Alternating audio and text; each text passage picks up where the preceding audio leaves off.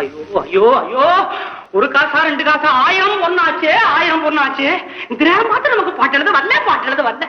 ஆமா, என் சந்தேகத்தையே சீக்கிரத்துக்கு வழியை காணும். நான் எப்படி அரசு சந்தேகத்தை தீர்த்து வைப்பேன்?